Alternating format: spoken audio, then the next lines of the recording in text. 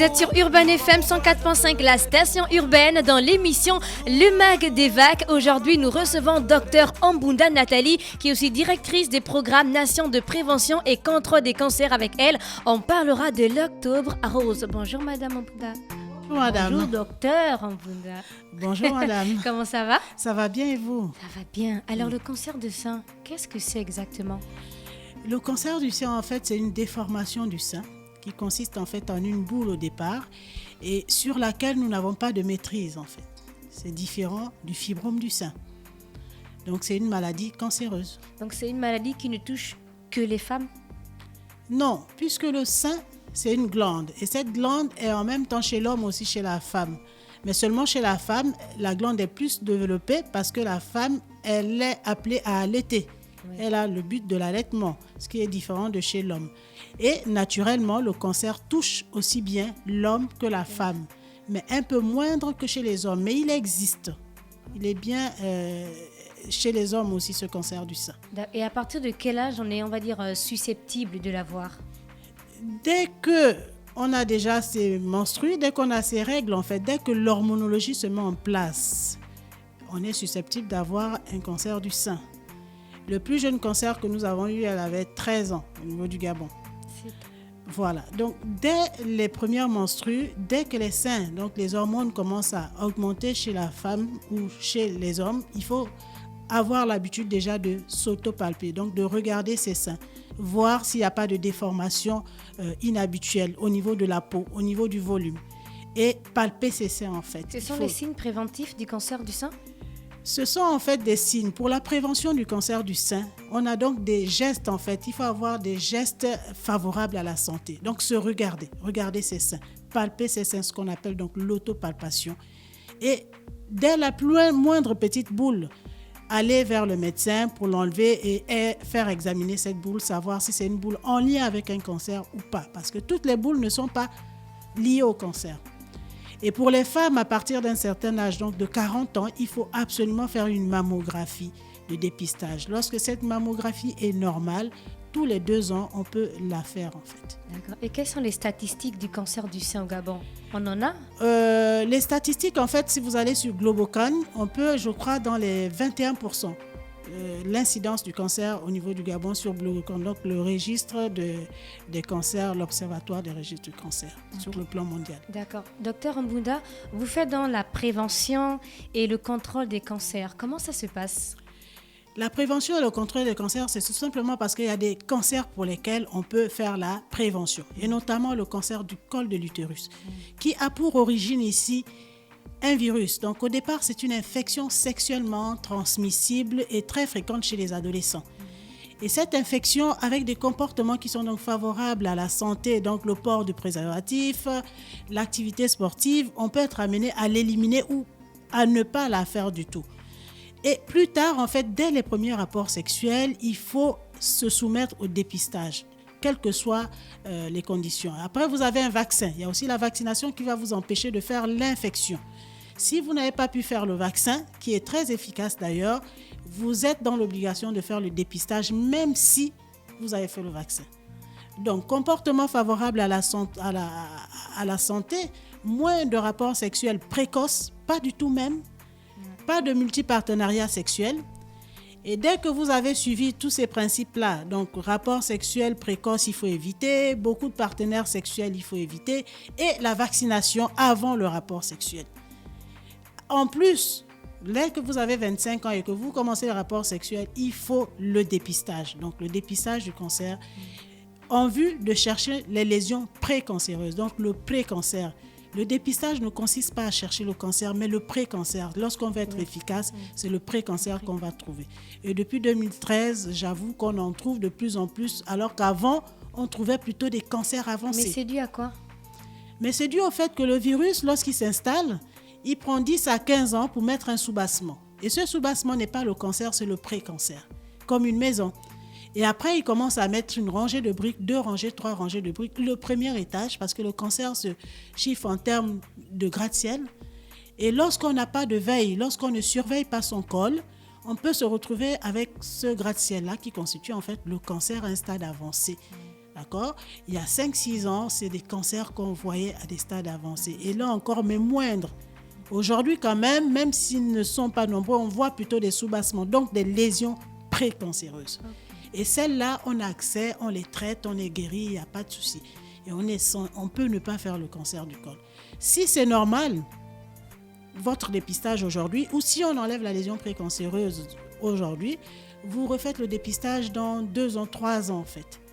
Après, il y a l'idée que le VIH, lorsque vous vivez avec le VIH, il a tendance à faciliter en fait l'activité du papillomavirus qui, au lieu d'attendre 10-15 ans pour vous donner un cancer, va peut-être se résoudre à 5 ans seulement pour que vous fassiez un cancer du col. Donc la surveillance ici qui consiste donc au dépistage, aller voir les médecins, les sages-femmes, c'est gratuit dans les PMI, dans les centres de santé. Et ça ne fait pas mal. Il suffit juste de regarder, voir si votre col a une tache ou pas, s'il y a une plaie ou pas. Parce que le signe majeur, c'est le saignement. Dès que ça saigne, c'est que c'est déjà le cancer. Et malheureusement, l'infection n'a pas de signe. Vous avez le papilloma, il n'y aura pas de signe au niveau du col. Et ces signes ne se voient pas, sauf quand vous allez au dépistage et qu'on regarde en mettant un peu de colorant pour voir un peu quelle est l'activité et éventuellement voir ce fameux soubassement qu'on appelle lésion précancéreuse. Ok. Alors, vous avez prévu quoi pour le Octobre Rose? Pour Octobre Rose, en fait, depuis déjà 6 ans, grâce à l'appui considérable de la Fondation Sylvia Bongo Ondimba, le ministère de la Santé a pu mettre en œuvre donc, des activités de dépistage déjà systématiques qui sont tout au long de l'année déjà inscrites dans les activités des centres de santé dans tout le Gabon. Et en Octobre Rose nous permet en fait d'accentuer donc la sensibilisation pendant 1 mois. Donc c'est vraiment le top de la sensibilisation en matière de cancer. Et pendant 1 mois, c'est pour inciter celles qui ne comprennent toujours pas quel est le but du dépistage, qu'elles viennent se faire dépister de 1. Et de 2, nous avons en plus cette activité de fitness. Donc, parce que lutter contre le cancer, en fait, c'est avoir des comportements favorables à la santé. Donc, il s'agit de faire du sport. Et pour cette activité en Octobre Rose, comme l'année dernière, nous allons encore relancer le fitness au niveau du stade. Et en plus de cette activité sportive, vous avez aussi des comportements favorables par rapport à l'alimentation. Donc, consiste à manger moins de sucre, manger beaucoup de fruits, beaucoup de légumes, éviter les sucres et trop de féculents, donc éviter l'obésité en fait. Tout ça sont donc des principes favorables à la santé qui vont permettre dès le jeune âge à nombreuses personnes d'éviter de faire le cancer en fait, de diminuer en fait l'incidence du cancer. Vous pouvez nous rappeler où l'on peut se faire dépister? Pour se faire dépister à Libreville, vous avez tous les centres de santé, il y a un service de dépistage. Dans les provinces, vous avez les CHR et les centres médicaux, il y a toujours des services de dépistage. Donc là, à côté de vous, au niveau du CHL, en ville, il y a un centre de dépistage. À la PMI de London, à la PMI de Glace, en fait, tout le long, jusqu'au niveau de la commune d'Ovendo, vous avez le CHU d'Ovendo, le centre de santé communautaire d'Ovendo. Du côté d'Akanda, vous avez Okala, le centre médical d'Okala, vous avez jusqu'au Cap Estérias et vous avez l'Institut de cancérologie de Libreville aussi pour cette activité d'Octobre Rose. Seulement pour Octobre Rose, ils aident en fait les structures sanitaires parce que leur compétence ici est plutôt dans le traitement des cancers. D'accord. Et lorsqu'on décèle le cancer du sein chez une personne, quelle est la procédure à suivre après?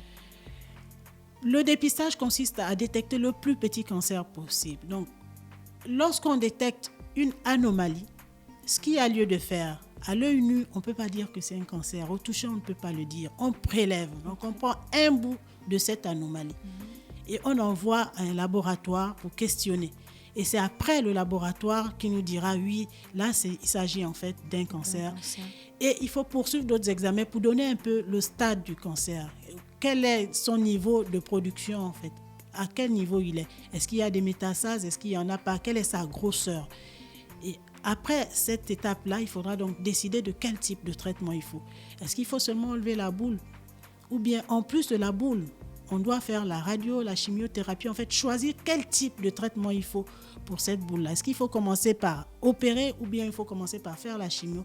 Tout ça autant donc de démarches, sans compter la démarche liée à la patiente. Donc voir le psychologue, s'affilier à l'assurance maladie si elle n'était pas déjà affiliée.